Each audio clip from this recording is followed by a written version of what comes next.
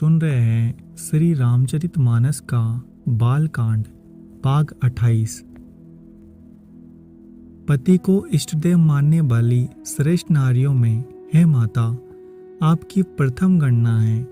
आपकी अपार महिमा को हजारों सरस्वती और शेषजीवी नहीं कह सकते। हे वर देने वाली, हे त्रिपुर के शत्रु शिव जी की प्रिय पत्नी, आपकी सेवा करने से चारों फल सुलभ हो जाते हैं। हे देवी, आपके चरण कमलों की पूजा करके देवता, मनुष्य और मुनि सभी सुखी हो जाते हैं। मेरे मनोरथ को आप भली भांति जानती है, क्योंकि आप सदा सबके हृदय रूपी नगरी में निवास करती है। इसी कारण मैंने उसको प्रकट नहीं किया। ऐसा कहकर जानकी जी ने उनके चरण पकड़ लिए। गिरिजा जी सीता जी के विनय और प्रेम के बस में आ गई। उनके गले की माला खिसक पड़ी और मूर्ति मुस्कुराई। सीता जी ने आदर पूर्वक उस प्रसाद माला को सिर पर धारण कर लिया। गौरी जी का हृदय हर्ष से भर गया। वे बोली, हे सीता, हमारी सच्ची आशीष सुनो, तुम्हारी मनोकामना पूरी होगी। नारद जी का वचन सदा पवित्र और सत्य है। जिसमें तुम्हारा मन अनुरक्त हो गया है वही वर तुमको मिलेगा। जिसमें तुम्हारा मन अनुरक्त हो गया है वही स्वभाव से ही सुंदर सावला वर तुमको मिलेगा। वह दया का खजाना और सर्वज्ञ है, तुम्हारे सील और स्नेह को जानता है। इस प्रकार श्री गौरी जी का आशीर्वाद सुनकर जानकी जी की समेत सब सखियां हृदय में हर्षित हुई। तुलसीदास जी कहते हैं, भवानी जी को बार बार पूछकर सीता जी प्रसन्न मन से राजमहल को लौट चली।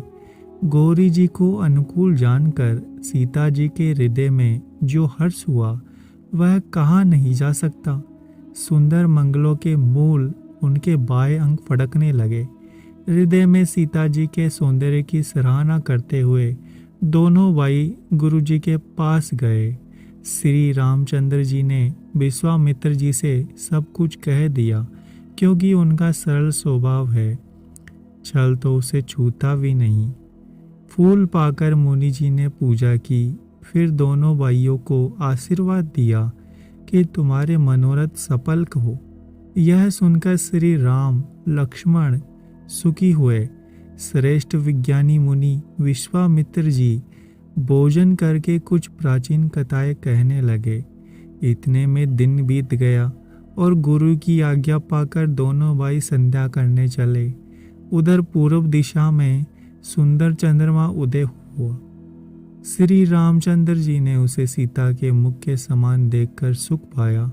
फिर मन में विचार किया कि यह चंद्रमा सीता जी के मुख के समान नहीं है। खारे समुद्र में तो इसका जन्म, फिर विष इसका वाई। दिन में यह मलिन रहता है और कलंकी है। बेचारा गरीब चंद्रमा सीता जी के मुख की बराबरी कैसे पा सकता है। फिर यह घटता बढ़ता है और विरहिणी स्त्रियों को दुख देने वाला है। राहु अपनी संधि में पाकर इसे ग्रस लेता है। चकवे को शोक देने वाला और कमल का वेरी है। हे चंद्रमा, तुझ में बहुत से अवगुण हैं जो सीता जी में नहीं है। अतः जानकी जी के मुख की तुझे उपमा देने में बड़ा अनुचित कर्म करने का दोष लगेगा। इस प्रकार चंद्रमा के बहाने सीता जी के मुख की छवि का वर्णन करके बड़ी रात हो गई। वे गुरु जी के पास चले गए। मुनि के चरण कमलों में प्रणाम करके आज्ञा पाकर उन्होंने विश्राम किया। रात बीतने पर श्री रघुनाथ जी जागे और बाई को देखकर ऐसा कहने लगे, हे तात, देखो, कमल चक्रवाक और समस्त संसार को सुख देने वाले अरुणोदय हुआ है। लक्ष्मण जी दोनों हाथ छोड़कर प्रभु के प्रभाव को सूचित करने वाली कोमल वाणी बोले। अरुणोदय होने से कुमुदुनी सकुचा गई और तारागणों का प्रकाश फीका पड़ गया।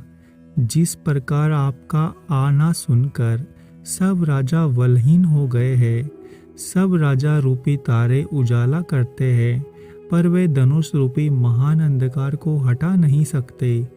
रात्रि का अंत होने से जैसे कमल, चकवे, भौरे और नाना प्रकार के पक्षी हर्षित हो रहे हैं, वैसे ही है प्रभु, आपके सब भक्त धनुष टूटने पर सुखी होंगे।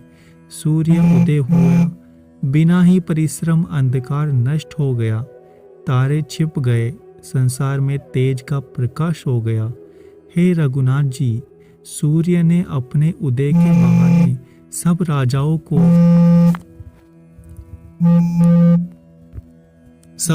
को प्रभु आपका प्रताप दिखलाया है। आपकी आप भुजाओं के बल की महिमा को उद्घाटित करने वाले आपके धनुष तोड़ने की पद्धति यहाँ प्रकट हुई।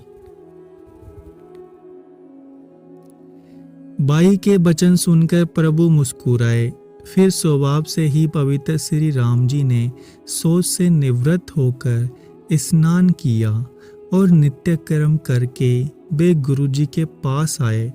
आकर उन्होंने गुरु जी के सुंदर चरण कमलों में सिर नवाया। तब जनक जी ने सतानंद जी को बुलाया। उन्हें तुरंत ही विश्वामित्र मुनि के पास भेजा। उन्होंने आकर जनक जी की विनती सुनाई। विश्वामित्र जी ने हर्षित होकर दोनों भाइयों को बुलाया। सतानंद जी के चरण कमलों की वंदना करके श्री रामचंद्र जी गुरु जी के पास जा बैठे। तब मुनि ने कहा, हे तात, चलो, जनक जी ने बुलावा भेजा है, चलकर सीता जी के स्वयंवर को देखना है। देखे ईश्वर किसको बड़ाई देते हैं।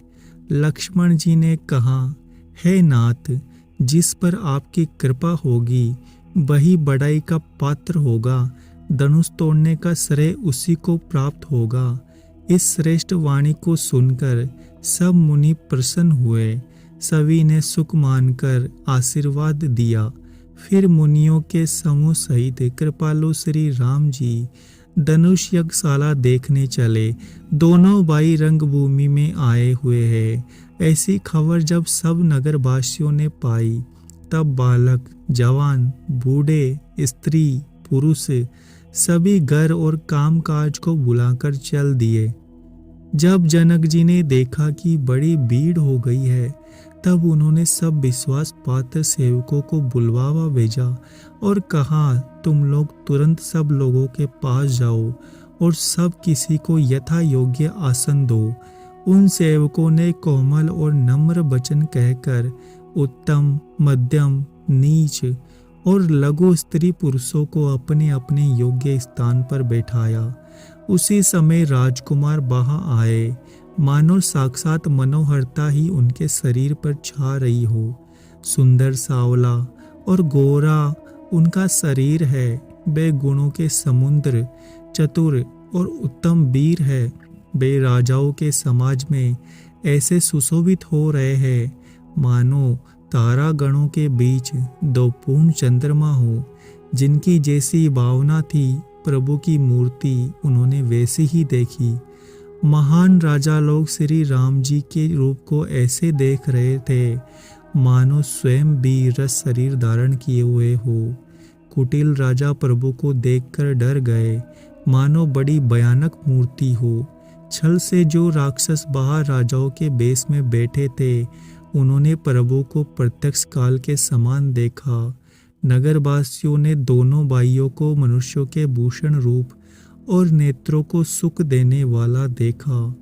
स्त्रियां हृदय में हर्षित होकर अपनी अपनी रुचि के अनुसार उन्हें देख रही है। मानो श्रृंगार रस ही परम अनुपम मूर्ति धारण किए सुशोभित हो रहा है। विद्वानों को प्रभु विराट रूप में दिखाई दिए, जिससे बहुत से मुंह, हाथ, पैर, नेत्र और सिर है। जनक जी के सजातीय प्रभु को किस तरह देख रहे हैं, जैसे सगे सज्जन प्रिय लगते हैं। जनक समेत रानियां उन्हें अपने बच्चे के समान देख रही है। उनकी प्रीति का वर्णन नहीं किया जा सकता। योगियों को वे शांत, शुद्ध, समय, स्वतः प्रकाश, परम तत्व के रूप में दिखे। हरि भक्तों ने दोनों भाइयों को सब सुखों के देने वाले इष्ट देव के समान देखा। सीता जी जिस भाव से श्री राम जी को देख रही है, वह स्नेह और सुख तो कहने में ही नहीं आता। उस स्नेह और सुख का वे हृदय में अनुभव कर रही है, पर वे भी उसे कह नहीं सकती। फिर कोई कवि उसे किस प्रकार कह सकता है। इस प्रकार जिसका जैसा भाव था उसने कौशलाधीश श्री रामचंद्र जी को वैसा ही देखा। सुंदर सावले गोरे शरीर वाले और विश्वभर के नेत्रों को चुराने वाले कौशलाधीश के कुमार राज समाज में सुशोभित हो रहे हैं। दोनों मूर्तियां स्वभाव से ही मन को हरने वाली करोड़ों कामदेवों की उपमा भी उनके लिए तुच्छ है। उनके सुंदर मुख शरद पूर्णिमा के चंद्रमा की भांति निंदा करने वाले, उसे नीचा दिखाने वाले हैं, और कमल के समान नेत्र मन को बहुत ही भाते हैं। चितवनी चारु मार मनुहरनी, उस प्रकार चितवन कामदेव को भी मन को हरने वाला है। वह हृदय को बहुत ही प्यारा लगता है, पर उसका वर्णन नहीं किया जा सकता। सुंदर गाल है, कानों में चंचल कुंडल है, ठोड़ी और अधर सुंदर है, कोमल वाणी है, हंसी चंद्रमा की किरणों का तिरस्कार करने वाली है, बोहे ठेडी और नासिका मनोहर है, चौड़े ललाट पर तिलक झलक रहे हैं। काले गुंगराले बालों को देखकर बोरों की पंक्तियां भी लज्जा आती है। पीली चौकोनी टोपियां सिरों पर सुशोभित हो रही है, जिनके बीच बीच में फूलों की कलियां बनाई हुई है। संग के समान सुंदर गले में मनोहर 3 रेखाएं हैं, जो मानो तीनों लोकों की सुंदरता की सीमा को बता रही है। हृदयों पर गजमुक्ताओं के सुंदर कंठे और तुलसी जी की मालाएं सुशोभित है। उनके कंधे वेलों के कंधे की तरह ऊंचे हैं, एंड सिंह की सी है, और भुजाएं विशाल एवं बल की भंडार है। कमर में तरकस और पीतांबर बंधे हैं, हाथों में बाण और बाएं सुंदर कंधों पर धनुष तथा पीले यज्ञोपवीत जनेऊ सुशोभित है।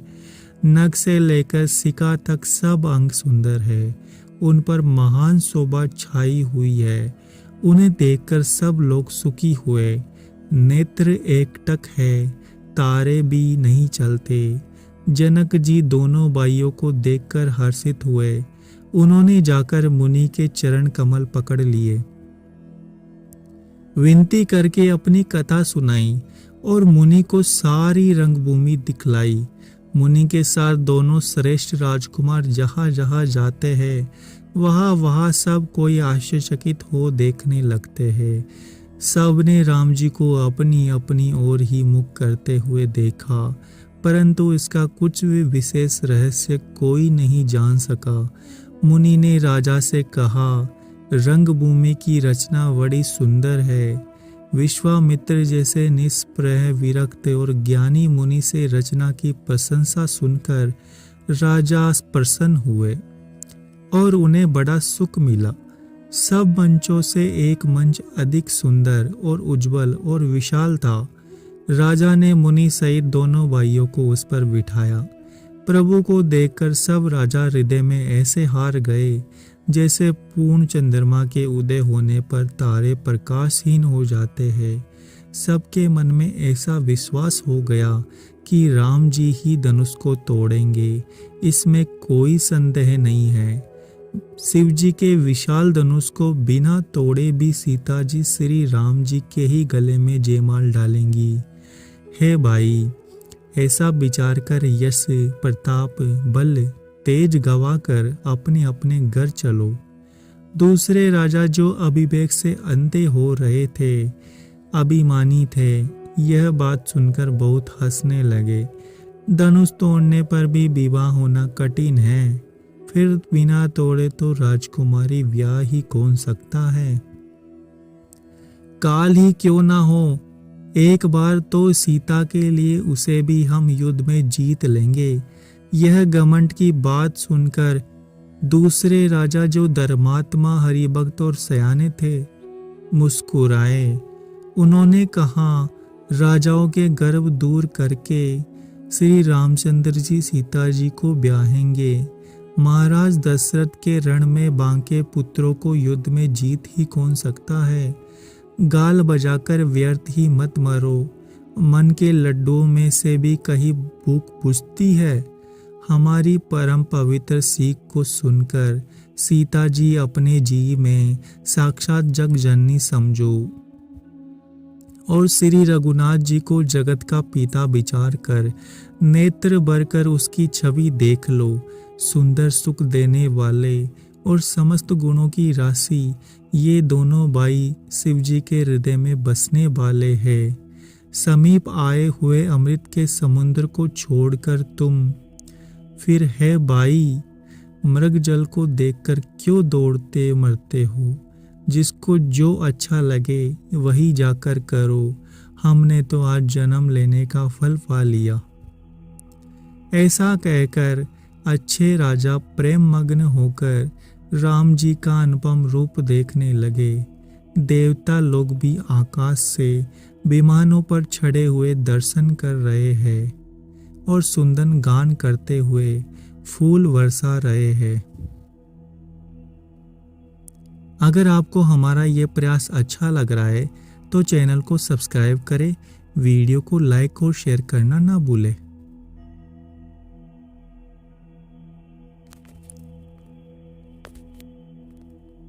आप सुन रहे हैं श्री रामचरितमानस का बालकांड भाग 28। पति को इष्टदेव मानने वाली श्रेष्ठ नारियों में है माता आपकी प्रथम गणना है।